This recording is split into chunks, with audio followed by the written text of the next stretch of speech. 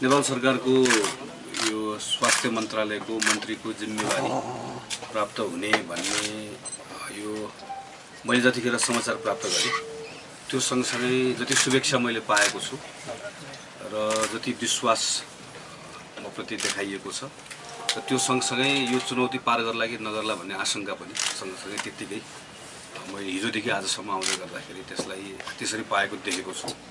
त्यसैले मैले जे जिम्मेवारी पाएको छु यसलाई मैले एउटा सामान्य जिम्मेवारी ठानेकै छैन। यो जिम्मेवारी मैले सफलतापूर्वक सम्पादन गर्न सक्दै गर्दाखेरि खास गरिकन एउटा पुस्ताप्रतिकै विश्वास चाहिँ मैले स्थापित गर्न सक्छु।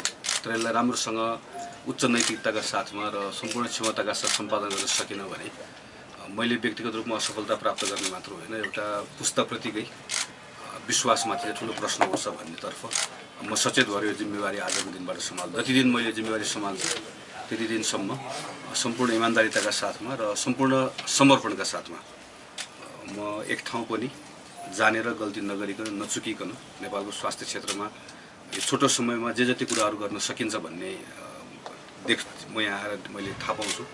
ती सबै कुराहरू गर्ने मेरो आफ्नो ठाउँबाट सम्पूर्ण इमान्दारिताका साथ प्रयास गर्छु। थुप्रै अपेक्षाहरू छ यो क्षेत्रमा लामो समयदेखि चाहिँ यहाँभित्र सुधारको अपेक्षा पनि छ जनताको तहमा र कतिपय सामाजिक आन्दोलनहरू पनि यस क्षेत्रको सुधारको निम्ति भइरहेको त्यो आन्दोलनसँगै जोडिएर आएको मान्छे पनि हुँ म। त्यो कारणले गर्दा पनि ती सबैप्रति सचेत रहँदै र मेरो आफ्नो ड्युटी चाहिँ सम्पूर्ण इमान्दारीका साथ पुरा गर्ने आजको पहिलो दिनको चाहिँ मेरो सङ्कल्प यही नै हो।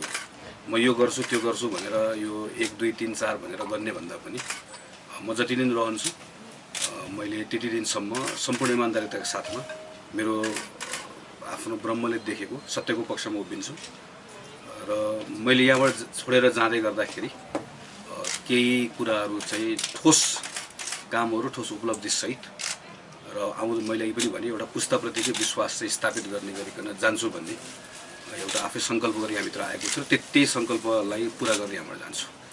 धन्यवाद। थ्याङ्क यू सबैलाई।